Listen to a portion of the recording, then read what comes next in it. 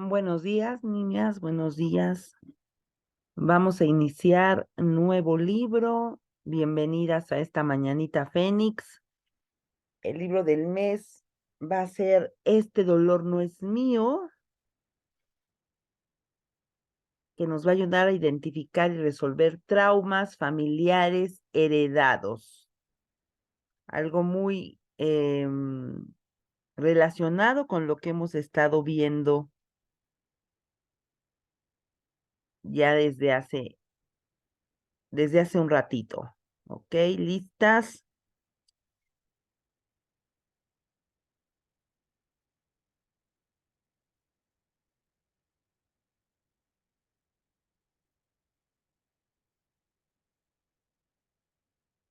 Aquí están los agradecimientos.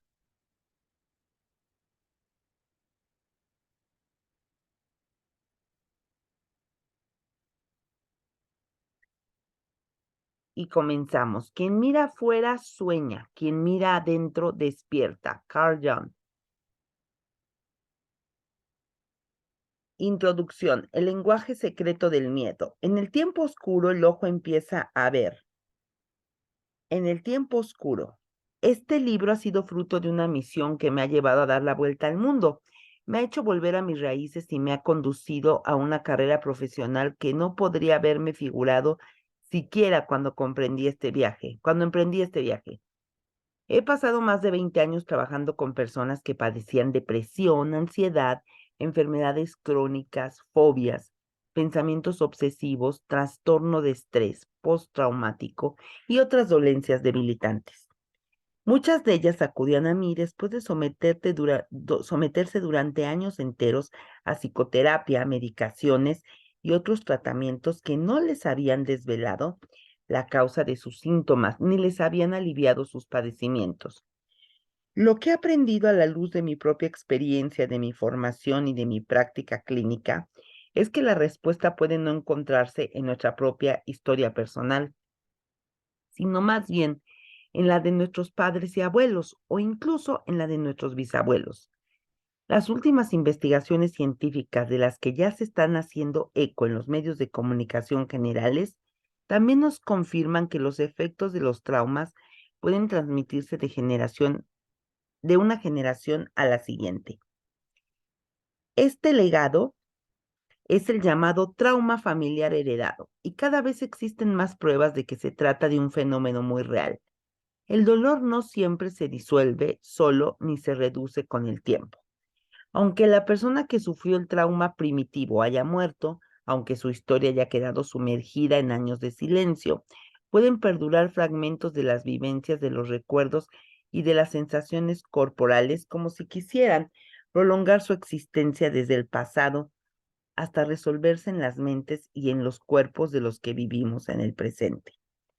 Lo que vas a leer en las páginas siguientes es una síntesis de las observaciones empíricas que he ido realizando en mi práctica profesional como director del Family Constellation Institute de San Francisco, junto con los últimos descubrimientos de la neurociencia, la epigenética y la ciencia del lenguaje.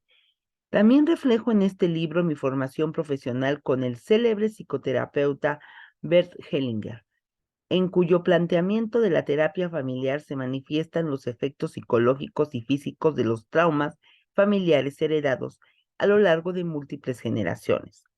Una buena parte del libro está dedicada a enseñar el modo de identificar las pautas familiares heredadas, es decir, los miedos, los sentimientos y las conductas que hemos adoptado sin saberlo y que mantienen vivo de generación en generación el ciclo del sufrimiento y explicar también cómo poner fin a este ciclo, que es lo más esencial de mi trabajo. Podrás aprender, como aprendí yo, que muchas de estas pautas no son nuestras, solo las hemos tomado prestadas a otros miembros de nuestra historia familiar. ¿Por qué sucede esto? Yo creo firmemente que es para que pueda salir a la luz por fin una historia que se pueda contar. Voy a contarte la mía. Nunca me había propuesto crear un método para superar el miedo y la ansiedad. Todo comenzó el día que perdí la vista. Estaba sufriendo la primera de mis migrañas oculares. No se trataba de verdadero dolor físico digno de mención. sino de un torbellino de terror tenebroso en cuyo interior se me oscurecía la visión. Yo tenía por entonces 34 años y estaba en mi despacho. Tuve que buscar a tientas el teléfono de mi mesa y marcar a ciegas el número de emergencias. No tardaron en enviar una ambulancia. Las migrañas oculares no suelen ser tan graves, se te nubla la vista, pero se te suele normalizar de nuevo al cabo de una hora más o menos. Solo que esto no siempre lo sabes cuando te está dando. Sin embargo, en mi caso, la migraña ocular no fue más que el principio. A las pocas semanas empecé a perder la visión del ojo izquierdo. Las caras y señales de tráfico se convirtieron en manchas grises.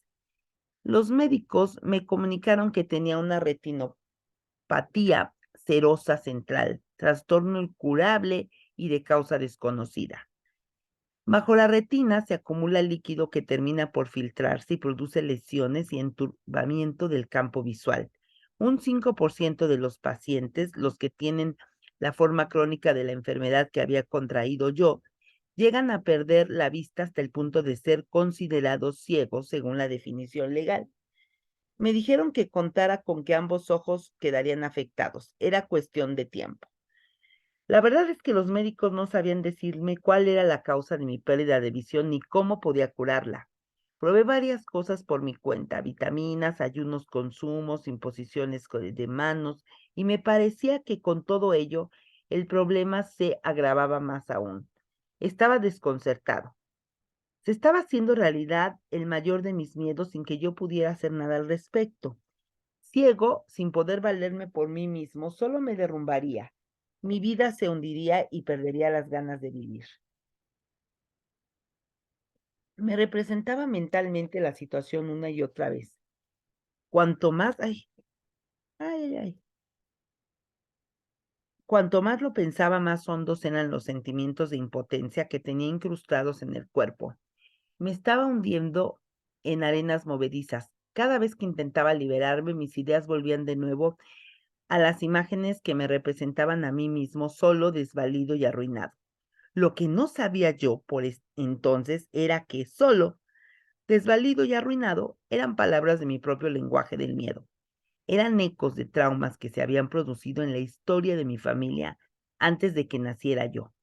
Estas palabras libres y desatadas me daban vueltas en la cabeza y me repiqueteaban en el cuerpo. Me pregunté por qué estaba otorgando tanto poder a mis pensamientos. Había otras personas que, sufriendo adversidades mucho peores que la mía, no daban tantas vueltas a sus sufrimientos como yo. ¿A qué se debía que yo me quedara tan hundido en el miedo? Me costó años encontrar la respuesta a esta pregunta. En aquel tiempo lo único que fui capaz de hacer fue dejarlo todo. Dejé a mi pareja, a mi familia, a mi empresa, a mi ciudad. Dejé todo lo que conocía. Buscaba unas respuestas que no se podían encontrar en el mundo en el que vivía yo, en un mundo donde parecía que había mucha gente desorientada e infeliz. Yo no tenía más que preguntas y sentía pocas ganas de seguir adelante con la vida tal como la conocía. Traspasé mi empresa, que se dedicaba a organizar eventos y marchaba bien, a una persona a la que acababa de conocer literalmente, y partí hacia Oriente, lo más al este que pude, hasta que llegué al sudeste de Asia. Quería curarme, solo que no sabía qué aspecto tendría esta curación. Leí libros y estudié con los maestros que los habían escrito. Siempre que oía hablar de alguien que podía ayudarme, una anciana que vivía en la choza, un hombre risueño vestido con una túnica, me presentaba ante él o ante ella. Me apuntaba a programas de formación y entonaba cánticos con los gurús. Un gurú dijo a los que nos habíamos reunido para oír sus palabras que él no quería rodearse de buscadores, sino de encontradores. Según decía, los buscadores solo se quedaban en eso, en un estado perpetuo de búsqueda. Yo quería ser un encontrador. Meditaba varias horas al día, hacía ayunos de varios días seguidos, me preparaba infusiones de plantas medicinales y combatía las toxinas feroces que me figuraba que habían invadido mis tejidos. Mientras tanto, iba perdiendo la vista y me hundía más y más en la depresión. Por entonces no había caído todavía en la cuenta de que cuando intentamos resistirnos a algún sentimiento doloroso, lo que solemos conseguir es prolongar ese mismo dolor que queremos evitar. Esta actitud desemboca en la continuación del sufrimiento, y el hecho mismo de buscar tiene algo que nos bloquea lo que buscamos. Ese estar mirando siempre fuera de nosotros mismos puede impedirnos saber cuándo hemos dado con el objetivo. Puede que esté teniendo lugar algo valioso dentro de nosotros, pero corremos el riesgo de pasarlo por alto si no estamos sintonizados con nuestro interior. Los curadores me animaban a mirar más hondo preguntándome, ¿qué es lo que no quieres ver? Pero ¿cómo podría yo saberlo? Estaba a oscuras. En Indonesia, un gurú me iluminó un poco más diciéndome, ¿quién te has creído que eres para no tener problemas de vista? Puede que Johan no oiga tan bien como Gerard, y puede que Lisa no tenga los pulmones tan sanos como Herta, y Dietrich no ande tan bien como Sebastián, ni mucho menos. Era un cursillo al que asistían muchos alemanes y holandeses, y parecía que casi todos tenían algún trastorno crónico. Aquello me llegó hondo. El gurú tenía razón. ¿Quién era yo para no tener problemas de vista? Oponerme a la realidad era una arrogancia por mi parte. Tenía la retina dañada y la visión borrosa, lo quisiera o no. Pero yo, el yo que estaba por debajo de todo ello, empezaba a sentirse en calma. Con independencia de lo que hiciera mi ojo, este ya no tenía por qué ser el factor decisivo que determinaba cómo estaba yo. Para que profundicemos en nuestro aprendizaje, aquel gurú nos hizo pasar Para que profundizásemos en nuestro aprendizaje, aquel gurú nos hizo pasar 72 horas, 3 días con sus noches, sentados sobre sendos cojines, meditando con los ojos vendados y los oídos taponados. Cada día nos daban un cuenco pequeño de arroz para comer y solo agua para beber, sin dormir, sin levantarnos, sin acostarnos, sin comunicarnos entre nosotros. Para ir al baño tenías que levantar la mano y entonces te acompañaban a oscuras a un agujero en el suelo. Este lugar tenía como objetivo eso mismo, que llegásemos a conocer de primera mano la locura de la mente a base de observarla. Descubrí que mi mente me estaba acosando constantemente con ideas en las que me representaba el peor de los casos posibles, y con la mentira de que si me preocupaba lo suficiente, podría aislarme de aquello mismo que más temía. Después de esta experiencia y de otras semejantes, empezó a aclarárseme un poco la visión interior. No obstante, el ojo seguía igual, con filtraciones y lesiones. Tener un trastorno de la vista es como una gran metáfora a muchos niveles. Acabé por descubrir que no se trataba tanto de una cuestión de lo que podía o no podía ver, sino más bien de cómo veía las cosas. Pero no fue entonces cuando di el giro radical. Encontré por fin lo que buscaba en el tercer año de lo que ahora llamo mi búsqueda de la visión. Por entonces estaba haciendo mucha meditación, la depresión se me había aliviado bastante. Podía pasar muchas horas en silencio, a solas con mi respiración o con mis sensaciones corporales. Aquello era lo más fácil. Un día me puse a la cola para tener un satsang, una reunión personal con mi maestro espiritual. Ay, pasé varias horas esperando con la túnica blanca que llevábamos todos los del templo. Me tocó por fin. Esperaba que el maestro me felicitara por mi dedicación, pero supo mirar dentro de mí y vio lo que yo no veía. Me dijo, vuelve a tu casa y llama a tu madre y a tu padre. ¿Qué? Me quedé indignado. El cuerpo me temblaba de ira. Estaba claro que me había interpretado mal. Yo no necesitaba ya a mis padres, había madurado más que ellos, había renunciado a ellos hacía mucho tiempo. Los había cambiado por otros padres mejores, por padres espirituales, por todos los maestros, gurús y sabias que me guiaban hacia un despertar de nivel superior. Más aún, tenía encima varios años de terapias desacertadas, de dar puñetazos a almohadones y de hacer trizas cartulinas con las figuras de mis padres, y creía que ya había curado mi relación con ellos. Opté por hacer caso omiso de los consejos del gurú. A pesar de ello, esas palabras me habían calado hondo. No era capaz de quitarme de la cabeza lo que me había dicho el gurú. Estaba empezando a entender por fin que ninguna experiencia cae en saco roto. Todo lo que nos sucede tiene su valor, con independencia de que reconozcamos o no a primera vista su importancia. Todo lo que entra en nuestras vidas nos conduce hacia alguna parte en última instancia. No obstante, yo estaba decidido a mantener intacta la ilusión de quién era yo. Lo único que tenía a lo que me podía aferrar eran mis grandes dotes de meditador. De modo que solicité una reunión con otro maestro espiritual, con un maestro que pondría las cosas en su sitio, o eso creía yo firmemente. Aquel hombre infundía su amor celestial a centenares de personas cada día. No me cabía duda de que vería en mí a la persona profundamente espiritual que yo me imaginaba ser.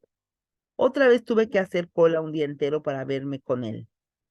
Me llegó el turno por fin y entonces sucedió aquello, lo mismo, con las mismas palabras. Llama a tus padres, vuelve a tu casa y haz las paces con ellos. Esta vez atendí lo que me decían. Los grandes maestros saben. A los que son verdaderamente grandes no les importa si crees o no en sus enseñanzas. Te presentan una verdad y te dejan en paz, para que descubras a solas tu propia verdad. Adam Gopnik ha descrito así la diferencia entre gurú y maestro en su libro A través de la puerta de los niños. El gurú se nos entrega y nos entrega después su sistema. El maestro nos entrega su materia y después nos entrega a nosotros mismos. Los grandes maestros comprenden que nuestro origen afecta a nuestro destino y que lo que queda por resolver de nuestro pasado influye sobre nuestro presente. Saben que nuestros padres tienen importancia con independencia de si saben ser buenos padres o no. Es innegable. La historia de nuestra familia es nuestra historia. Reside en nosotros, nos guste o no. No podemos deshacernos de nuestros padres ni suprimirlos, sea cual sea la historia que tengamos con ellos están en nosotros y nosotros formamos parte de ellos, aunque ni siquiera hayamos llegado a conocerlos. Si los rechazamos, solo conseguimos distanciarnos más de nosotros mismos y crear más sufrimiento. Aquellos dos maestros habían sido capaces de verlo, yo no. Mi ceguera era literal y metafórica al mismo tiempo. Ahora empezaba a despertar, sobre todo al hecho de que había dejado en mi casa un lío enorme. Llevaba años juzgando a mis padres con severidad, me figuraba que yo estaba más capacitado, que era mucho más sensible y humano que ellos. Les culpaba de todas las cosas que yo creía que estaban mal en mi vida. Ahora tenía que volver con ellos para reponer lo que me faltaba en mi propio ser. A saber, mi vulnerabilidad. Estaba empezando a darme cuenta de que mi capacidad de recibir amor de los demás estaba asociada a mi capacidad de recibir el amor de mi madre. Con todo, no iba a resultar fácil aceptar su amor. Mi vínculo con mi madre estaba tan roto que cuando ella me abrazaba,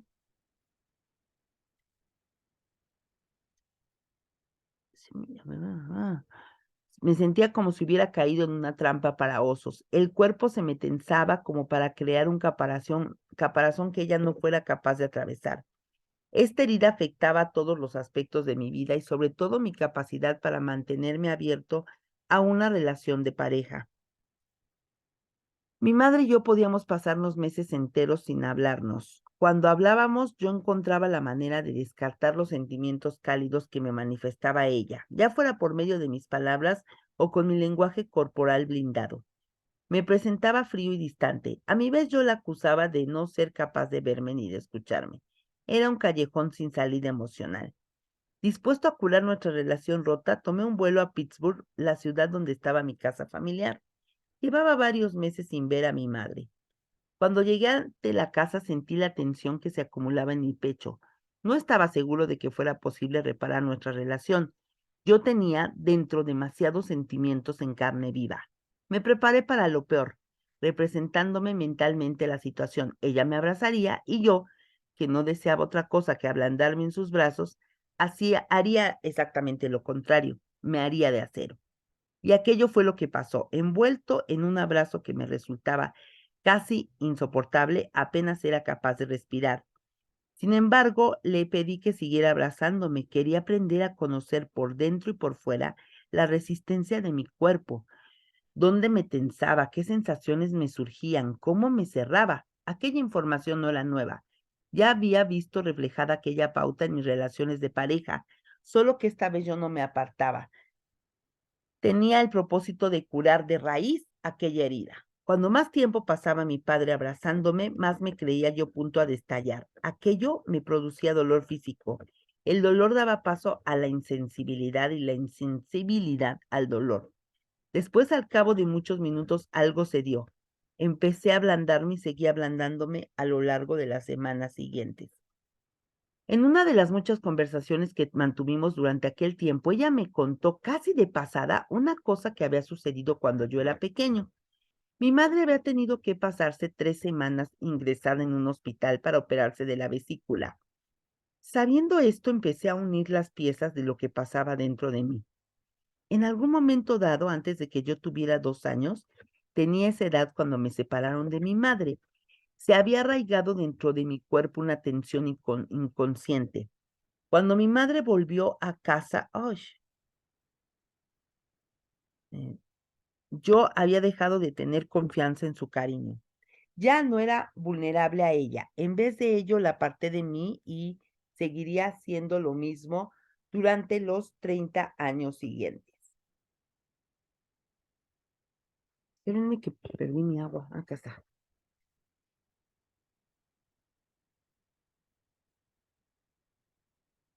Hubo otro hecho temprano que también pudo contribuir al miedo que tenía yo a que mi vida se arruinara de pronto. Mi madre me dijo que cuando me dio a luz, el parto había sido difícil y el médico había tenido que emplear el forceps. A consecuencia de ello, nací con múltiples magulladuras y con el cráneo algo hundido, cosa bastante común en los partos con forceps. Mi madre me desveló, con pesar por su parte, que cuando vio mi aspecto, al principio le costaba trabajo hasta tenerme en brazos. Su relato me llegó hondo y me ayudó a explicarme ese sentimiento de estar arruinado que yo conocía tan profundamente. Lo curioso era que los recuerdos traumáticos de mi propio nacimiento, que tenía sumergidos en el cuerpo, salían a la superficie siempre que yo daba a luz un nuevo proyecto o que presentaba en público un nuevo trabajo. El mero hecho de entender esto me aportó paz. También tuvo el efecto inesperado de acercarnos más a mi madre y a mí. Mientras reparaba el vínculo con mi madre, empecé a reconstruir también mi relación con mi padre. Mi padre había trabajado en la construcción y había sido sargento en la marina. Vivía solo en un apartamento pequeño y destartalado, el mismo en el que llevaba viviendo desde que se divorció de mi madre cuando yo tenía 13 años, y no se había molestado nunca en reformarlo.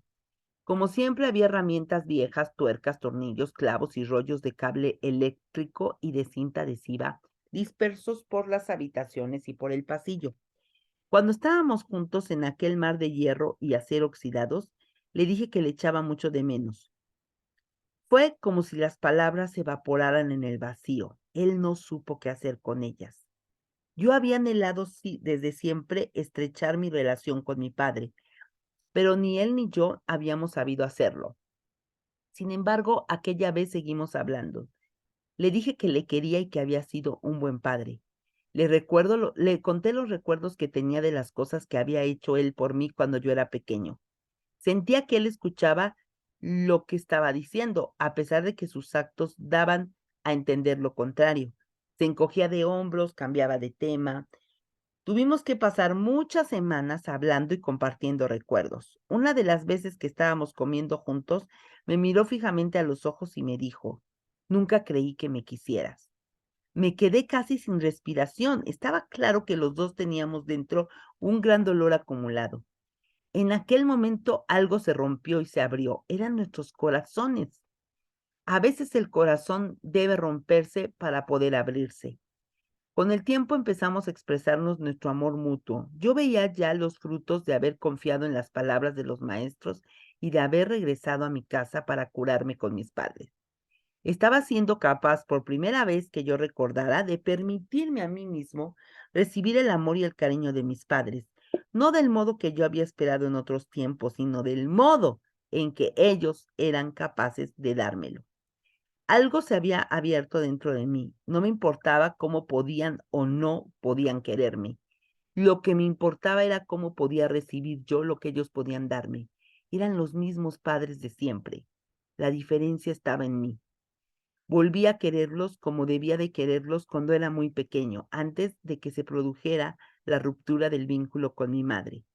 Mi separación temprana de mi madre, además de otros traumas, semejantes que había heredado yo de mi historia familiar, más concretamente el hecho de que 3 de mis abuelos habían perdido a, respec- a sus madres respectivas a temprana edad, y el cuarto había perdido a su padre siendo muy pequeño y había perdido también entre el dolor una buena parte de la atención de su madre, había contribuido a forjar mi lenguaje secreto del miedo. Wow. Por fin las palabras solo, desvalido y arruinado y los sentimientos que habían acompañado estas palabras empezaban a perder la capacidad de llevarme por mal camino. Se me está otorgando una nueva vida en la que destacaba mucho mi relación renovada con mis padres. A lo largo de los meses siguientes restablecí un vínculo de cariño con mi madre. Su amor, que antes me había parecido agresivo y áspero, me resultaba ahora tranquilizador y reconfortante. También tuve la fortuna de gozar de 16 años de relación estrecha con mi padre antes de su muerte. Durante sus últimos 4 años de vida, marcados por la demencia senil, mi padre me enseñó una lección sobre la vulnerabilidad y el amor, quizá la más profunda que haya aprendido yo jamás. Nos reuníamos en aquel lugar que está más allá de los pensamientos, más allá de la mente, donde solo reside el amor más profundo. Tuve grandes maestros a lo largo de mis viajes, pero volviendo la vista atrás, comprendo que fue mi ojo estresado, amenazado, terrorífico, lo que me hizo volver del otro extremo del mundo, volver a mis padres, abrirme paso entre la ciénega de los traumas familiares y llegar por fin hasta mi propio corazón. Mi ojo fue el maestro más grande de todos, con diferencia. En algún momento dado hasta dejé de pensar en mi ojo y de preocuparme por si mejoraría o empeoraría. Ya no esperaba volver a ver con claridad. Aquello había dejado de tener importancia de alguna manera. Recuperé la vista poco tiempo después. No lo esperaba. Ni siquiera me hacía falta. Había aprendido a estar bien con independencia de lo que hiciera mi ojo. Hoy veo perfectamente a pesar de que mi oftalmólogo me asegura que no debería ver nada con la cantidad de lesiones que tengo en la retina. Dice con expresión de escepticismo que las señales luminosas deben de estar rebotando y sorteando de alguna manera la fobia, que es la fobia, que es la región central de la retina. Como en tantos otros casos de curación y de transformación, lo que había parecido al principio una adversidad era en realidad una bendición disfrazada. Paradójicamente, después de haber buscado soluciones en los rincones más remotos del planeta, había descubierto que los mayores recursos para la curación los llevaba ya dentro de mí mismo y solo tenía que extraerlos. La curación tiene que ser un trabajo interior en último extremo.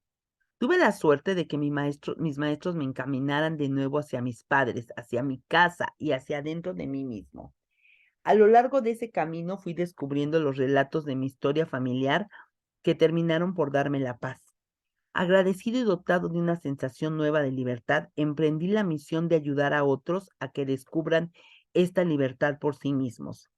Llegué al mundo de la psicología a través del lenguaje, los test, las teorías y los modelos de conducta no me interesaban gran cosa cuando era estudiante, ni me interesaron más adelante en mi actividad profesional. En vez de ello, atendí al lenguaje.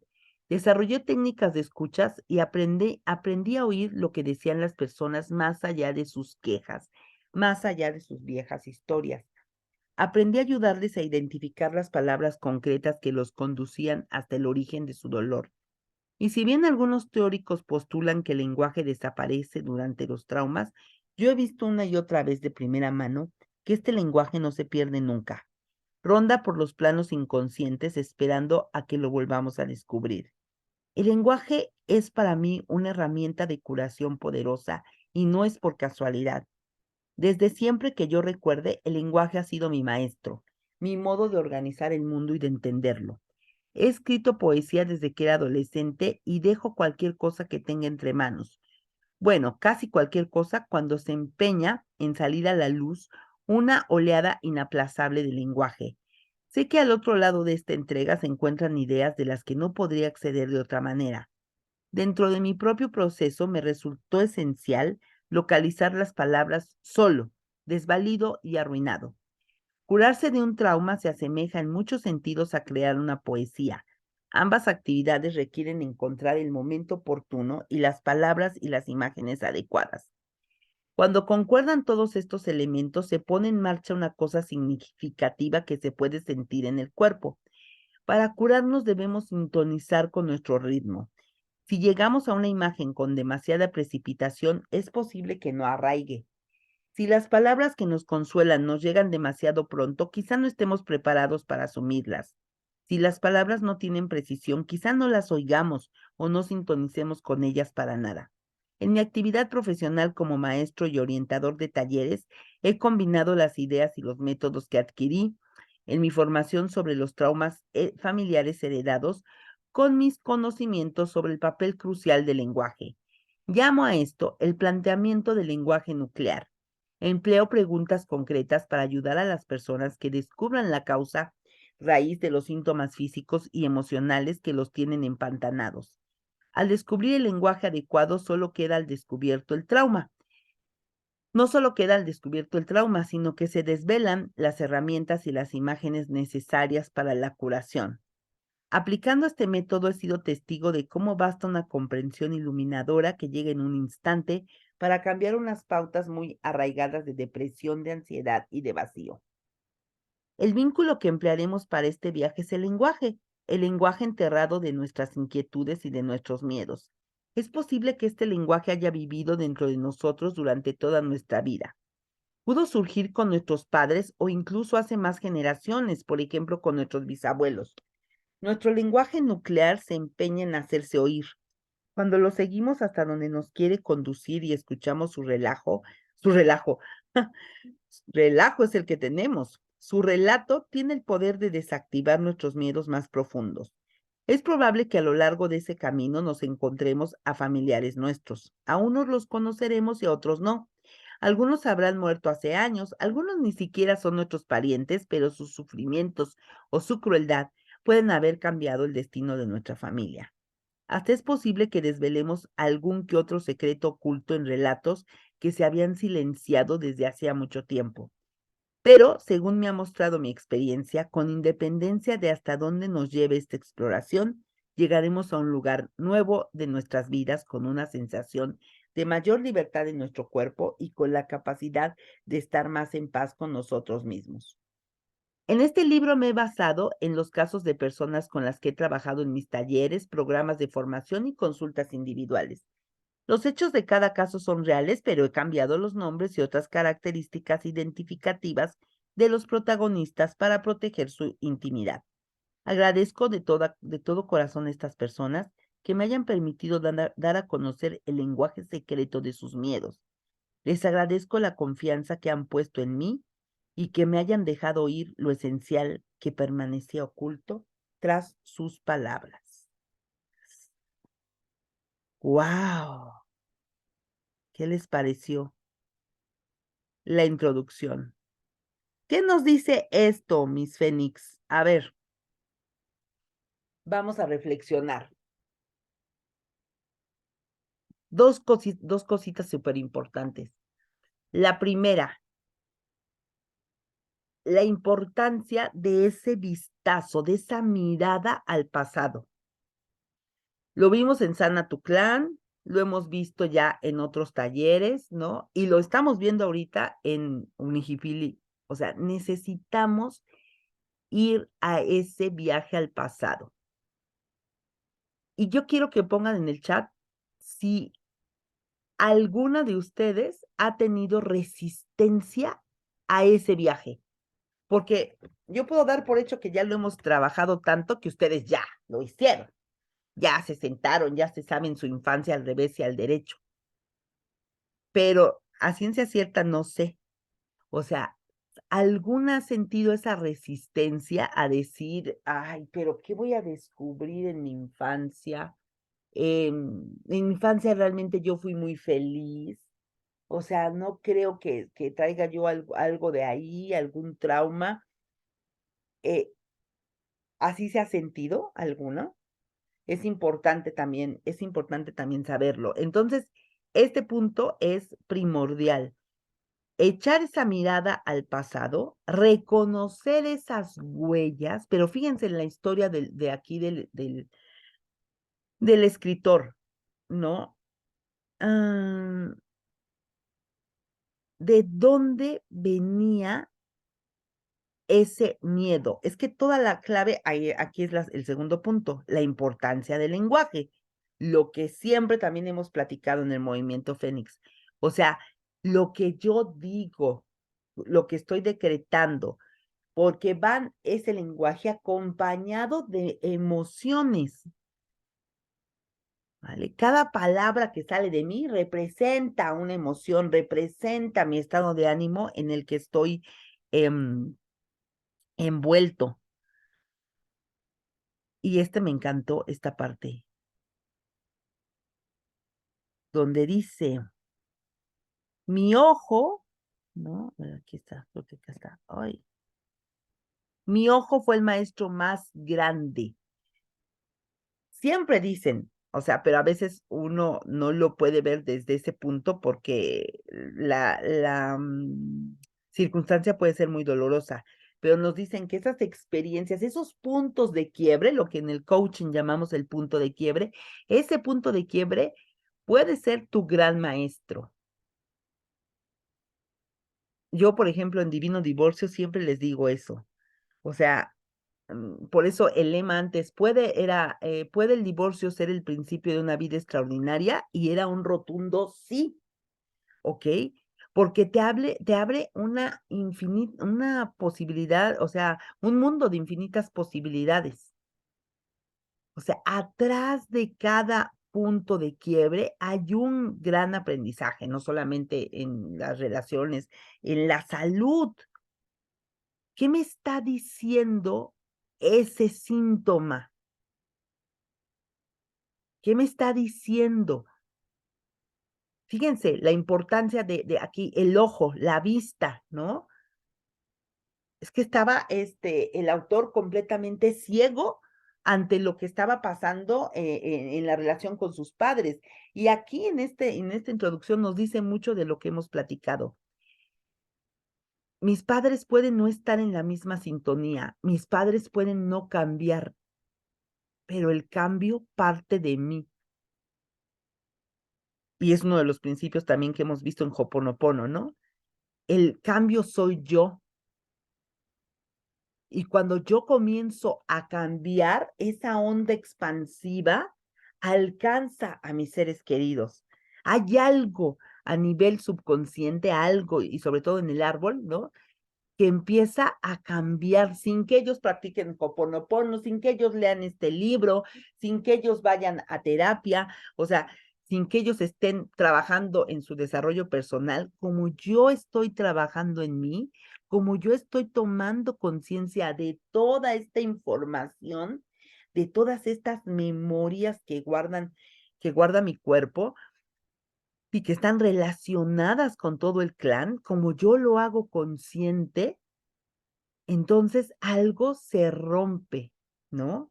Para dar nacimiento a algo más grande. Entonces son dos cosas importantes las que hay que ver en este inicio, en esta introducción. Em,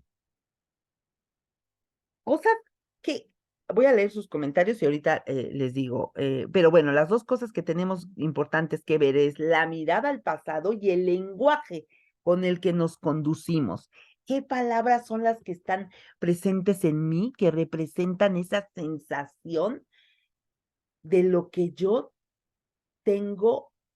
Puede ser miedo, ¿ok? ¿Cuáles son tus miedos, esas palabras que representan tus miedos?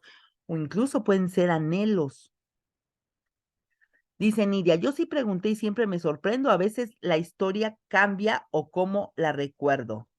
Dice Leslie, yo me he resistido, no he visto a mi mamá para platicar sobre mis abuelos y mi vida de niña. En el fondo tal vez estoy sintiendo que no hay nada que conocer, pero como dices, eso es resistencia. Sí, mi Leslie, totalmente. Y yo creo que hay muchísimo ahí.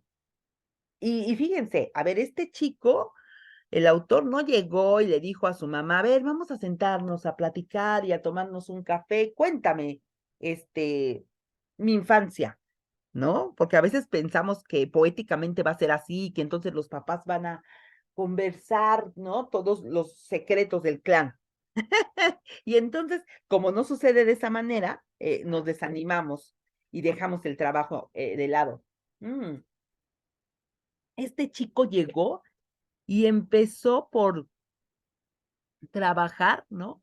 Por someterse, vamos a poner someterse entre comillas, a ese abrazo de su mamá, ¿no? O sea, tan simple como eso, llegó y el acto que siempre había entre su madre y él era, pues bueno, te recibo con un abrazo, pero él siempre se sentía incómodo con ese abrazo, se resistía. Entonces empezó por ahí, ¿no? ¿Por qué tengo esa resistencia? Y empezó a obligarse, ¿no? A quedarse más tiempo recibiendo ese abrazo y sintiendo lo que esas sensaciones que el cuerpo estaba experimentando. Y ahora, su mamá de pasada le contó lo de que ella había sido operada de la vesícula y había estado internada, varias semanas cuando él estaba pequeño. O sea, fue circunstancial, por eso les digo, no fue tanto llegué, me senté con mis padres y hablé de no, con su padre le costó más trabajo vencer, pero ahí la resistencia que tenía el papá con él. Porque él estaba muerto de amor por su padre, ¿no? Le reconocía todo lo que, el amor que el papá le había dado y todo, pero el papá era el que tenía esa resistencia. Así como él la tenía con su mamá, el papá tenía la resistencia con él, cuando le dice: "No pensé que me querías", se rompe, ¿no? La resistencia nace, esa frase me encantó también, yo creo que la voy a postear al rato. Nace, algo, ¿no? De esa ruptura. Aquí, esta me gustó.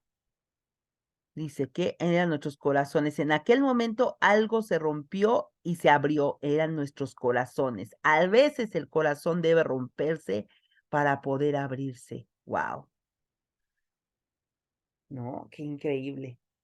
Qué buena reflexión. Entonces, eh, ¿qué podría yo decirles aquí? Porque obviamente cada circunstancia es diferente. ¿Dónde pueden escarbar? ¿Dónde pueden? En la convivencia. Y yo diría que a lo mejor más que profunda en esa convivencia casual que va abriendo los caminos profundos, ¿no? Habría que ver, fíjense, por ejemplo, en tu caso, Leslie, realmente, ¿qué pasó cuando tú eras niña entre tú y tu mamá? ¿Qué pasó durante el embarazo tuyo? Y si tu mamá no te da tanta información como en el caso de Obed, ¿no? Que su mamá es reacia, ¿no? A veces hablar, pero Obed ha conseguido información con las tías, con el abuelo, pero investiga, busca esas migajitas, porque dado el comportamiento de tu mamá hacia ti, ¿no? Que tiene como hay algo que a tu mamá le impide relacionarse de manera exitosa contigo, ¿no? Y como que la lleva, o sea, a su lado oscuro, ¿no? A querer como de repente herirte, y herirte en donde sabe que más te duele, ¿no? Que son tus hijos. O sea, ¿qué hay, no? ¿Qué hay? Si tú eres la mayor, a lo mejor no, pues no estuvo feliz de embarazarse de ti, ¿no? Y hay una sensación de esta me vino a arruinar la vida. Porque a lo mejor no estaría yo, casada con este hombre, o me hubiera casado con su padre no me hubiera casado, no hubiera yo llevado la vida que llevo y con estos hijos, o sea, no sé, ¿ok? ¿Qué estaba viviendo tu mamá, cuando estaba embarazada de ti? ¿Qué estaba viviendo cuando se embarazó de tus hermanos? ¿Por qué la diferencia de repente en este trato? O sea, es lo que tienes que ver, y son detalles tan simples, fíjense, por ejemplo, en la historia del autor, pues no es que su madre lo haya abandonado intencionalmente, fue una enfermedad, pero estamos hablando de un niño de 2 años, que es cuando más los niños están con ese vínculo, ese apego a mamá. Entonces, de repente mamá se va, ¿no? Y me deja, ¿cuáles eran las palabras del niño? Bueno, del autor. Solo, desvalido y arruinado. Pero además, o sea, además de que a él le pasó esa experiencia con mamá, era algo que había ya pasado mucho en el árbol, ¿ok? Sus 3 abuelos perdieron a sus mamás cuando ellos eran pequeños y el otro perdió a su papá. O sea, había una pérdida, una orfandad este, que estaba impregnada en el clan. Entonces, eso había desarrollado en esas generaciones ese miedo, esas palabras de sentirme solo, de sentirme desvalido, de sentirme arruinado. ¿Por qué? Porque era una sensación que se había transmitido de generación en generación debido a las experiencias que habían vivido esos abuelos, esos ancestros, y que el propio protagonista pues estuvo a punto de vivir cuando operan a su mamá, ¿no? De la vesícula. Entonces, ¿se fijan cómo todo empieza a tener sentido, todo lo que hemos visto? O sea, todo lo que vimos en el taller, ¿no? De Sana tu Clan. Entonces, mis Fénix, importante, yo tengo que echar esa mirada al pasado. Y como dice Nidia, y a lo mejor cada vez encuentro cosas diferentes, diferentes detallitos, ¿no?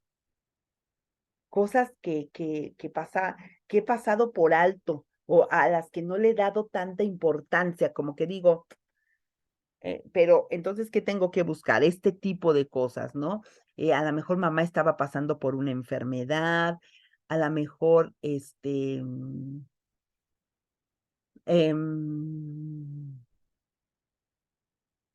una pérdida en la familia, no directamente de mi mamá, pero algo que estaba moviendo las energías del clan en ese momento en que yo era pequeño, en ese momento en que mi mamá estaba embarazada de mí, en ese momento en que nací.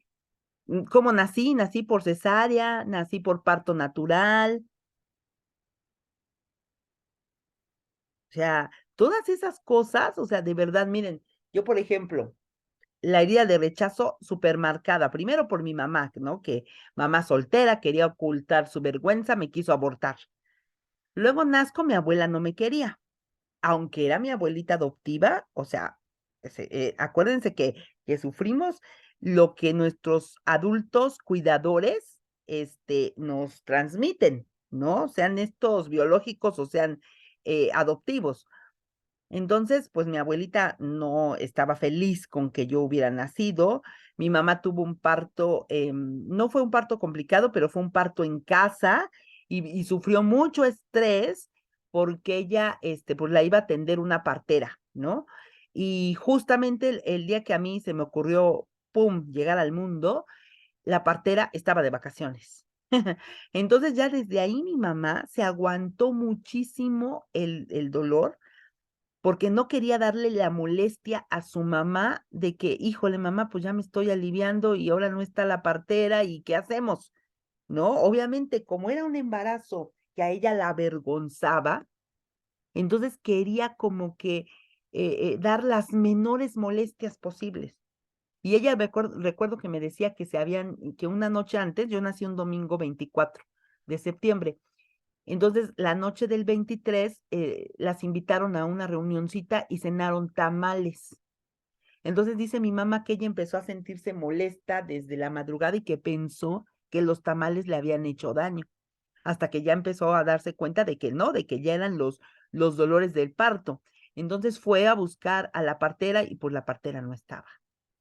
Entonces, pues ya, o sea, se estuvo aguantando un buen rato, un buen tiempo, unas horas, hasta que ya no pudo aguantarse y pues le tuvo que decir a mi abuela, le tuvo que pedir ayuda. Entonces ya mi abuelita, pues a regañadientes y así con todo, empezó a moverse y había una doctora conocida, afortunadamente, fíjense, ¿no? Una doctora conocida de la familia y la doctora vino a atender el parto de mi mamá aquí en la casa. Entonces yo nací en esta casa, fíjense cuántas cosas hay atrás, mis fénix. ¿Okey? O sea, y yo les hablo de cosas que yo ya también he trabajado mucho, y como dice Nidia, cada vez se descubren más cosas, ¿no? Es más, yo las voy descubriendo junto con ustedes en los talleres, en los libros. Nací en esta casa. Obvio, ya, bueno, está la casa súper remodelada y todo, pero en este espacio, ¿no? Atendieron a mi mamá, fue un parto natural. Y, bueno, y fue, la especie una especie así de: "Ah, qué bueno, ya nació tu chamaquita, pues, a lo que te truje chencha", ¿no? A levantarte y hacer el quehacer o sea, mi mamá no tuvo ni descanso ni nada de que: "Ay, acaba de parir", por fortuna, ¿no? Fue un parto natural y me pudieron atender aquí en casa y a mi mamá también. Pero hubo muchos riesgos, ¿no? Pudo haber pasado cualquier cosa. Y ya estando yo aquí muy feliz y todo, mi mamá, pues, a hacer las cosas que tenía que hacer, que eran sus obligaciones, porque no había tiempo para apapacharla, ni: "Ay, qué bonita, y qué bueno que una niña", nada, ¿ok? Mi abuela súper fría, súper, enojada, ¿no? Porque ya estaba el producto de la vergüenza ahí, chillando. Y así pasaron 3 meses, de septiembre a diciembre, 4 meses, hasta que el 6 de enero me enfermo gravemente. O sea, fíjense, por eso les digo, todas estas cosas cuentan súper gravemente, porque se me cae lo que, se conoce, entre las tías y las abuelitas, la famosa mollera, ¿no? Algo pasa, se me cae la mollera, me pongo muy grave, me deshidrato, dicen que se me hizo un cuerpo chiquitito, chiquitito, chiquitito, chiquitito, y mi mamá asustadísima, pero incapacitada. O sea, mi mamá, como no trabajaba, ella no generaba dinero por ella misma. Imagínense toda esa situación, imagínense todas las emociones que esa madre estaba sintiendo. Primero, el miedo en el parto. O sea, no va a haber quien me atienda, me voy a poder, a lo mejor me muero, a lo mejor se muere mi hijo, ¿no? El niño, el bebé. O sea, desde ahí todo eso, imagínense el miedo que se generó en mí de nacer. ¿Ok? Ya, desde ahí. Luego nazco, hay rechazo, ¿no? No de mi mamá, de mi abuelita. Luego me enfermo, ¿no? Ya me quiero ir de este mundo, ya me estoy yendo, ¿no? Me enfermo ya, porque este mundo es hostil a mí. Entonces, me pongo súper grave. Mi mamá nuevamente incapacitada para poder decir lo mismo que en el parto, me está pasando esto, a mi hija le está pasando esto, ¿no? Porque, pues, como no contaba con el apoyo de mi abuelita, hasta que llega una tía a llevarme un juguetito pues, de 6 de enero, y ve la situación y le dice: "¿Qué le está pasando a la niña?". Y mi mamá se suelta a llorar y le dice: "Se me está muriendo". En ese momento es cuando mi tía sale corriendo a avisarle a mi abuelita, ¿no? O sea, me cuenta mi mamá que luego entró mi abuelita y le dijo: qué tiene tu escuincla?", ¿no? Y ya mi mamá le dijo: "No sé, madre, no sé, pero mire", y ya mi abuela me vio y ya que le dijo: "A ver, sálganse", ¿no? Y luego dice mi mamá que ella no se quería salir, que tenía un miedo de que mi abuela me fuera a hacer algo. O sea, todos son este cúmulo de cosas, de sensaciones que vamos sintiendo. Y que obviamente se van reflejando en la psique, en la emocionalidad del hijo, ¿no? Dice mi mamá que no se quería salir y que mi abuela le dijo: "Que te salgas". Entonces ya mi tía la sacó, pero mi mamá dice que estaba con una angustia porque no sabía si, pues, iba a hacer algo mi abuela para curarme o iba a aprovechar la oportunidad de deshacerse de la vergüenza, ¿no?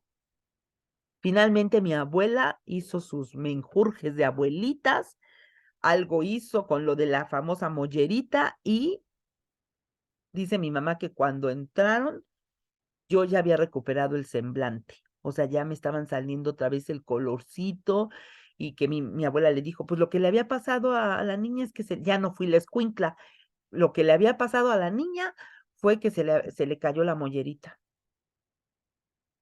A partir de ahí, chicas, mi abuela, yo me convertí en su adoración de mi abuela. Después vienen otras cosas, porque también, ¿qué dijimos? La sobreprotección también es abandono, ¿no? O sea, por eso les digo, es muy importante que platiquemos todas estas cosas con nuestras mamás. Entonces, y nuestros papás, ¿qué puedo yo deducir de esto? Que fue un embarazo muy complicado para mi mamá, donde hubo mucha culpa, donde hubo mucha vergüenza, donde se enfrentó mi mamá a muchos desafíos por ser mamá soltera, ¿no? Y después un nacimiento, donde había mucho miedo de morir, ¿sí? O sea, mucha soledad, mucho rechazo. Entonces, ¿cuáles serían las palabras? Ahí es donde entra esta enseñanza del autor. ¿Cuáles serían las palabras con las que generalmente yo me he conducido en la vida? ¿Qué les he dicho yo? Que es uno de mis miedos que tengo muy, arraigado. Yo tengo muy arraigado el miedo a la soledad. Yo les he dicho que yo no puedo estar en mi casa sola, ¿no? Les contaba que hace un par de semanas que me quedé sola completamente en la casa, no estaban ni mis primos que viven abajo, ni mis hijos, ni nada. Un sábado, de repente cuando me desperté, porque estaba dormida, ya la casa estaba muy oscura. Y estaba yo con Kira, pero me paré, prendí todas las luces de arriba y luego iba a bajar por agua y toda la parte de la planta baja de la casa estaba oscura y no bajé. Me fui a asomar por la ventana de mi hijo y vi que mi prima no estaba, que toda la planta baja estaba oscura y dije: "Ni madres".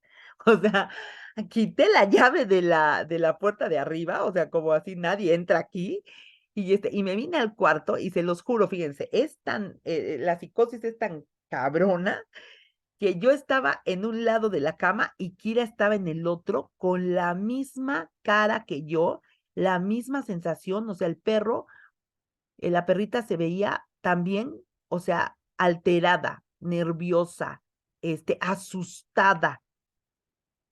¿De qué? De nada, ¿ok? Pero yo estaba así, o sea, no me quería ni mover. O sea, nada más estaba esperando, ay, ojalá que ya regresen los muchachos, ojalá que venga Daniel, porque Daniel ya iba, no tardaba en llegar.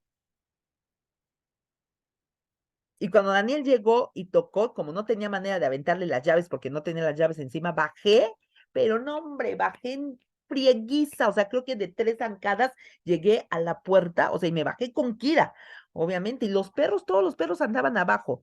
O sea, no hay manera de que nadie entre en esta casa, o sea, los perros estaban abajo, pero es un miedo, no sé si a los vivos, a los muertos, o sea, es una sensación así de que siempre les he dicho que yo tampoco duermo con la luz apagada.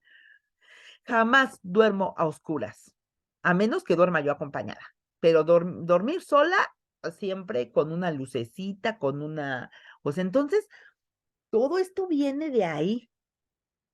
Eso es lo que quiero que ustedes busquen, ¿vale? Que encuentren esas migajitas que digan: "Ah, esto". Entonces, empiecen, como sugiere el autor, por analizar el lenguaje, ¿ok? ¿Qué me está diciendo el lenguaje? ¿Qué está, o sea, cuáles son mis palabras, que continuamente retumban en mi cabeza? Es que no vas a poder. Hay otro proyecto que ya empiezas y que seguramente vas a dejar a la mitad, ¿no? Hay otra persona que conociste, y que seguramente te va a aplicar el ghosting, gaslight y todas esas cosas, ¿no? Otra relación fallida que no va a funcionar. Otra vez te enfermaste. Entonces, tomen conciencia de sus palabras, su lenguaje. Miren, las enfermedades son muy reveladoras, como en el caso de este chico. Ahorita tengo una prima que está pasando por una situación muy complicada, de insuficiencia renal. Mi prima, fíjense, o sea, en biodescodificación hay mucho que biodescodificar, en la parte de los riñones. mi prima ha tenido, o sea, el árbol de mi prima es un desmadre, ¿no? Y ahorita sí, de la nada, porque digo, sí había habido ya, como síntomas, como algo que no estaba bien, pero mi prima no le prestó atención, ella hace mucho ejercicio, se cuida mucho la alimentación y de repente el riñón ya al 30%. Eh, Esta enfermedad le está dando a mi prima la oportunidad, este punto de quiebre, y primero Dios, estamos orando para que la libre, estamos orando para que también se recupere, porque está en el grado 3 de 5 que si pasa al 4 ya la van a tener que dializar, y es una mujer, pues, realmente joven, tiene 42 años. Entonces, ella es la mamá de mi sobrino Diego, que ya les he platicado que yo amo a ese niño. Mi sobrino Diego es para mí como un hijo también. Entonces, eh, cuando yo profundizo ya con todo este conocimiento que tengo en la vida de ella, en la vida de sus papás, ay, chicas, encuentro tantas cosas, tanto que sanar y que está saliendo a través de este punto de quiebre de una enfermedad que está poniendo en jaque, ¿no? A la familia. Además, ahorita de estar lidiando con eso, ha habido muchos pleitos entre los papás de mi prima y mi primo, ¿no? O sea, su esposo, muchas irresponsabilidades, muchos malos diagnósticos, y sale mi árbol, fíjense, o sea, sale el árbol mío y manifiesta lo que ha manifestado siempre en esa rama. Hombres, varones, pues, que son, conformistas, que son, ¿cómo se puede decir eso? Cuando estás viendo una situación así, estás frente a un punto de quiebre y lo minimizas, lo subestimas. ¿Cómo se le puede decir ese tipo de personalidades? O sea, estoy viendo y estoy, yo podría definir a mi primo como un niño que no ha crecido. O sea, como que se deja guiar siempre por su niño interior, y su niño interior es un niño, que recibió un estilo de paternidad, sobreprotector. ¿Cuál era el estilo de paternidad? Bueno, no recuerdo cómo se llama, pero, es sobreprotector.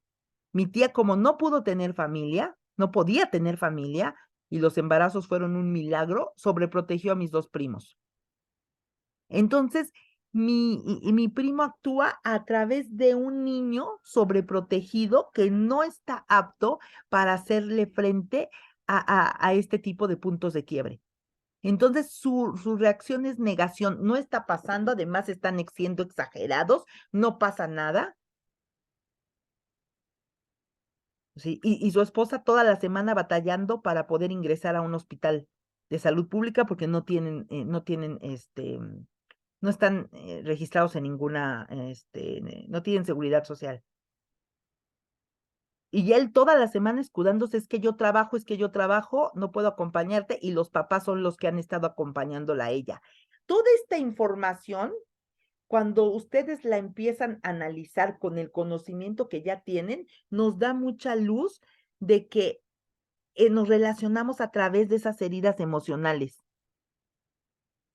¿Y qué pasa cuando yo me relaciono y me caso con un niño sobreprotegido? Cuando mi pareja habita en mi pareja un niño sobreprotegido que no quiere hacerle frente a los problemas. Por eso le decía yo a mi Bibi, ¿no? Que ahorita no está, la importancia de conocer a la pareja. ¿Qué heridas tiene esa persona? Aquí nos tenemos que ir más allá, mis Fénix, de es guapo, es trabajador, no, no, no. O sea, nosotros tenemos que meternos hasta la cocina. O sea, ¿qué heridas tiene esa persona? ¿Cómo fue su infancia? ¿Tiene padre? ¿Tiene madre? ¿Cómo es su relación con ellos? ¿Tiene hermanos? ¿Qué número de lugar de los hermanos es? es el hermano malquerido, ¿no? O es el hermano consentido, o sea, todas esas cosas ustedes, sobre todo las que están solteras, ¿no? Deben de tener ya ese feeling para poder, mm, detectarlas, ¿vale? Entonces, bueno, dice Nidia, me pasa lo mismo cuando me quedo sola en la casa. Ay, no sé, pues hay que buscar mi Nidia, porque yo sí todavía no logro llegar y miren que he hecho mucho psicoanálisis, ¿no? No yo directo, o sea, conmigo, sino con mi psicóloga. Me ha dado muchas técnicas, ¿no? Sí las aplico cuando estoy en estado de, ajá, pero, o sea, lo que yo quiero es dejar de sentir eso. Entonces, vamos a ir al fondo porque yo creo que hay más historias ahí, pero por lo pronto está muy bueno el libro, ya nos extendimos, está muy bueno el libro, qué bueno que se dieron la oportunidad, mi Leslie, de conectarse, aunque lo esté leyendo, y vamos a seguir escarbando, ¿vale? Vayan haciendo también sus ejercicios del taller. Son ejercicios muy sencillos, es una hoja y media de ejercicios, tienen toda la semana para hacerlo y para irme comentando cómo van avanzando, ¿vale? Pues que tengan un excelente día. ¿Hoy es martes? Sí, ¿verdad? Sí. Bueno, que tengan un excelente martes. Cuídense mucho y cualquier dudita nos vemos en el grupo.